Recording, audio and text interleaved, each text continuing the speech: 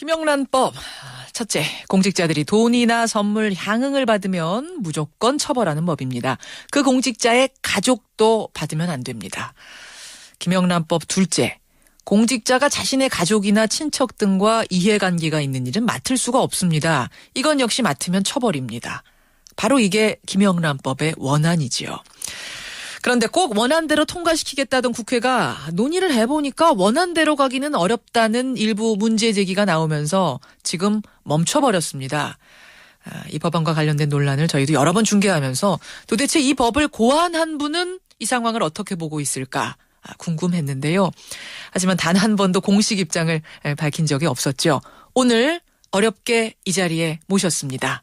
김영란 전 대법관. 지금부터 직접 연결을 해보죠. 김영란 대법관님 안녕하세요. 예, 안녕하십니까. 아유, 그동안 어떻게 지내셨어요?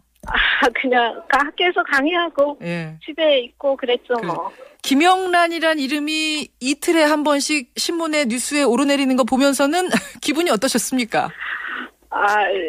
글쎄 좀 부담스럽죠. 뭐 아무래도 조심하게 되고. 네. 김영란법 당장이라도 될 것 같더니 지금 정치권에서 1년 가까이 계류 중입니다. 네. 왜 이렇게 해결이 안 된다고 보세요?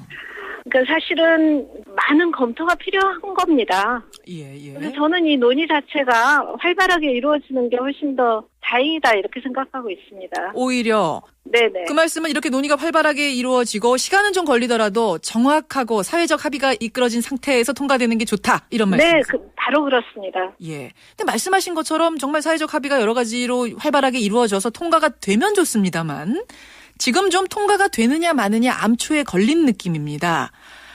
이 법을 원안 그대로 통과시키기에 문제가 있다라는 측에서는 이제 문제 제기를 하는 게 몇 가지가 있는데요. 네네.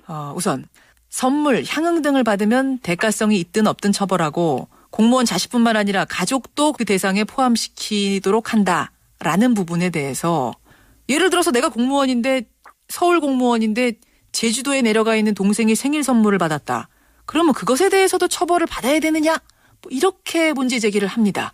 어떻게 보십니까? 그게 잘못 알려진 거죠. 우선 그 가족도 같이 사는 가족과 같이 살지 않는 가족에 대해서 규제를 조금 달리하고 있고요. 그다음에 그렇다 해도 가족이 개인적인 사회 경제적 이유로 받는 것은 해당하지 않는다라고 명시적으로 법에 있습니다. 사회 경제적으로 받는 것? 이건 말이 좀 어려운데 이건 어떤 의미일까요? 그러니까 가족의 개인적인 이유로 받는 것은 전혀 대상이 아닙니다. 그게 근데 대가성이 있느냐 아니면 그냥 생일 선물로 받은 거냐 이건 어떻게 구분을... 물론 생일 선물을 가장해서 가족에게 금품을 주는 걸 우회적인 방법으로 가족을 이용한 거라면 그것은 그 가족이 받은 게 아니라 그 공무원이 받은 거랑 같이 볼 수 있지 않습니까? 그렇죠. 그래서 그런 경우는 그 공무원이 받은 거기 때문에 공무원이 몰랐을 경우에는 또 아무 문제가 안 되고요. 공무원이 안 때로부터 신고를 하게 돼 있는 겁니다. 일단 신고를 하면 이 선물이 어떤 것인지 들여다보면 이 선물의 것을 알 수 있을 것이다. 조사를 해보면. 그렇죠. 그러면 이제 자기의 개인적인 생일 선물이라든지 통상적인 어떤 일상적인 관계에서 주고받는 개인들의 선물 이런 것이라면은 얼마든지 가족들이 받아도 그것은 문제가 없다. 아무 문제가 없는 거죠. 근데 그 과정에서 그것을 가장해서 그것을 악용해서 이용할 공무원이 생기진 않을까요? 전혀 얘기를 안 해서 모를 수도 있잖아요. 그렇죠. 그런 경우에는 그 공무원을 처벌할 수 없는 거죠. 공무원이 일단 안 이후부터는 신고를 하고 반환을 해야 된다는 겁니다. 그 과정에서 이제 저희가 얼마 전 토론도 했습니다만 새누리당 의원들은 굉장히 애매한 경우들이 많이 생길 것이다. 이게 개인적인 것인지 아닌지가 애매한 경우가 많이 생길 것이다. 이런 우려를 하시더라고요. 근데 그것은 뇌물죄나 형사처벌도 다 마찬가지거든요. 뇌물을 받았는데 뇌물을 준 사람과 받은 사람이 말을 안 하면 적발할 수 없는 거죠. 그렇지만 그것이 이제 드러났을 경우 비로소 처벌을 받거나 하는 거죠. 그러니까 이 경우도 가족이 애매하게 받았다. 근데 그거 성격이 밝혀지지 않을 때는 어떻게 할 수가 없는 거죠. 그래서 성격이 이제 밝혀진 때로부터 공무원이 그 신고와 반환을 하는 처리 절차를 규정한 거죠, 이 법이. 그 말씀은 아직 시행도 해보기 전에 너무 구독이 무서워서 뭘 못 담그는 예. 지레 겁을 먹고 지레 걱정을 하고 있는 건 아니냐 이런 생각을 하시는 건가요? 사실 부칙에다가 제가 예.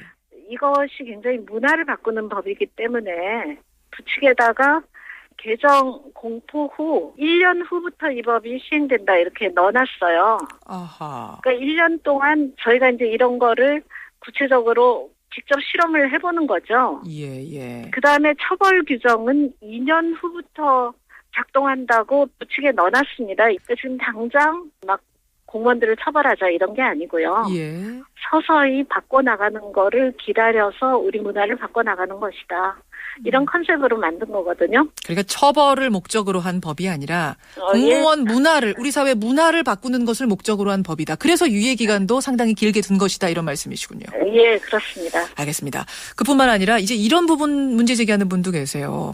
공직자가 자신의 가족이나 친척 등과 이해관계가 있는 일은 맡을 수가 없다라고 이제 원안에 돼 있는데 이렇게 따지면은 국무총리의 가족들은 취직도 못한다. 이런 말도 나왔습니다. 그것도 이제 와전인데요. 예를 들어 재판을 생각해 보면요. 예. A 재판부에 판사님이 계신데 그 배우자가 변호사다. 요즘 그렇지 많지 않습니까? 많죠. 또 동생이 변호사다. 그러면 그 A 재판부에 그 변호사가 사건을 가지고 왔다. 예. 이러면 그걸 맞지 않아야 되는 게 맞지 않습니까?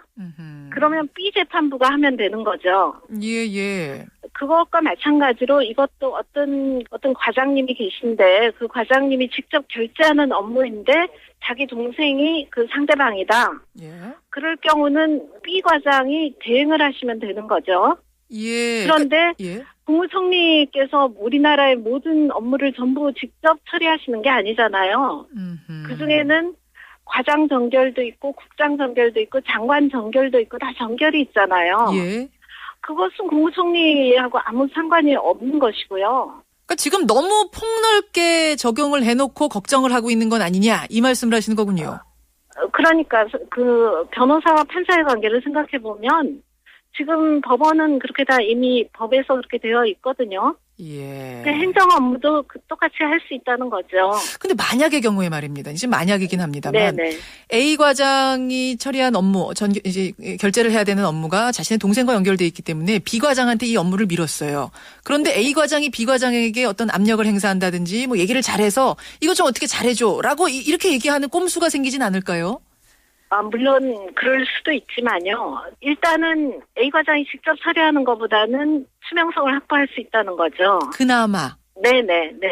그렇게 하다 보면 이 문화가 좀 바뀔 수 있다는 거죠. 그래. 이건 역시 그러니까 완벽한 법은 아니겠지만 문화를 바꾸는다는 어떤 거시적인 안목으로 보고 시작을 하자. 이런 의미를 담으신 거예요. 네, 그렇습니다. 이게 지금 관피아 얘기가 많이 나오는데요. 예. 관피아를 막자, 그러니까 5년간 뭐 관련 업무를 못하게 하자, 3년간 못하게 하자, 뭐 이런 얘기들이 많이 나오지 않습니까? 그렇죠. 근데 그렇게 양적인 규제를 하게 되면 사실 뭘 할 게 없어지는 그런 공무원들이 저항을 할 수가 있잖아요. 예. 근데 만약에 이런 식으로 A 과장이 B 과장한테 청탁을 못하게 한다든지, 그걸 우리가 문화로 받아들일 수 있게 되면요. 예. 질적으로만 규제해도 되는 거죠. 그 업무에서만 배제해도 이런 관피아 문제가 안 생기게 되거든요. 예. 그러니까 규제 완화의 문제가 아니라 규제의 질적인 전환이죠. 그렇게 보시는 거군요. 그래서 그거를 겨냥한 겁니다, 이 법이. 그런데 이렇게 논란이 계속되니까 며칠 전에 박근혜 대통령이 입을 열었습니다. 정치권과 고위층부터 적용해서라도 통과시키자. 이 발언을 두고는 좀 해석들이 분분합니다. 이거는 대통령이 김영란법의 조속한 통과를 촉구하는 의미로 한 말이다라고 해석하는 측이 있는가 하면 일부에서는 적용 범위를 축소하려고, 즉 원안을 축소하려고 하는 의도 아니냐라고 해석하는 분도 계세요. 입안자로서는 어떻게 보십니까?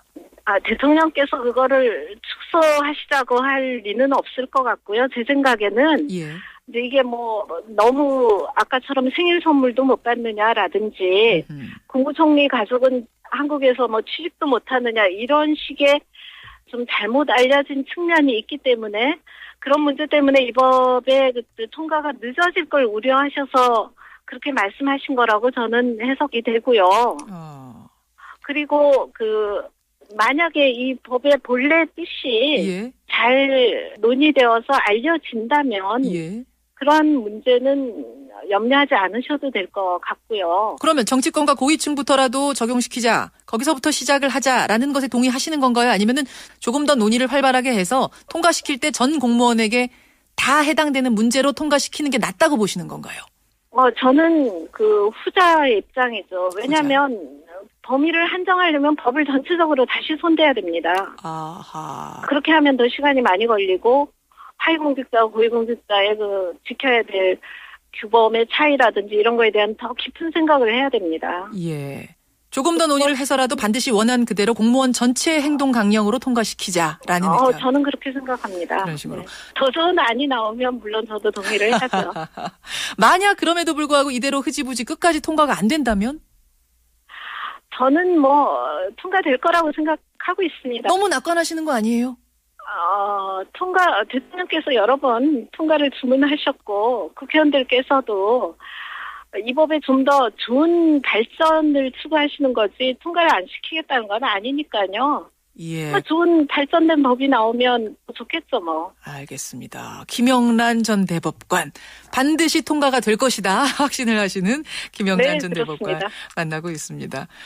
그나저나 앞으로 어떤 일 하실 생각이세요? 김 대법관님. 아니, 지금 계속 학교에서 학생들하고 잘 지내고 있습니다. 강의도 열심히 하고요. 아니, 지금 물론 강의 열심히 하고 계십니다만 그 외에 국가를 위한 어떤 일을 맡아달라.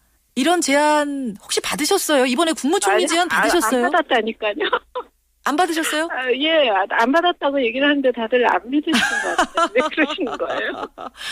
만약 어떤 자리든지 국가를 위한 일을 좀 맡아달라. 이런 제안이 온다면은 그때는 어떻게 하시겠어요? 그게 제가 할 수 있는 일이라면 제가 국가를 위해서 일을 해야겠지만 할 수 없는 일은 할 수 없는 거죠. 할 수 있는 일, 없는 일. 글쎄요, 할 수 없는 일은 그럼 어떤 겁니까? 예를 들어 제안을 실제로 안 받았지만 예. 총리라든지 이런 자리는 제가 감당할 수 있는 일이 아니라는 생각을 했고요. 저는 법률 전문가니까 예. 법률과 관련한 제도를 만드는데 제 의견이 필요하다든지 예. 예를 들어 예. 그럴 때 제가 도와드릴 수는 있겠죠. 입법을 하는 자리라든지 이런 자리는 어떠세요? 예를 들어 국회의원이라든지 이런 자리는. 국회는 정치잖아요. 예. 저는 정치는 또 너무 몰라서 정치를 하고 싶진 않아요. 알겠습니다. 네. 워낙 참 중요한 일을 많이 하셨던 분이라 학생들 가르치는 일도 워낙 좋은 일이긴 합니다만 국민을 위해서 더 큰 일을 해주기를 바라시는 분들이 워낙 많아서요. 제가 마지막 질문 좀 드려봤습니다. 김영란 대법관님. 네네. 예. 김영란법 국민들 관심 굉장히 많습니다. 끝까지 놓지 마시고요. 어떻게 진행이 되는지 옆에서 잘 관리 감독해 주시고요. 저희도 관심 놓지 않겠습니다. 네, 감사합니다. 예, 오늘 귀한 말씀 고맙습니다. 네. 김영란 전 대법관이었습니다.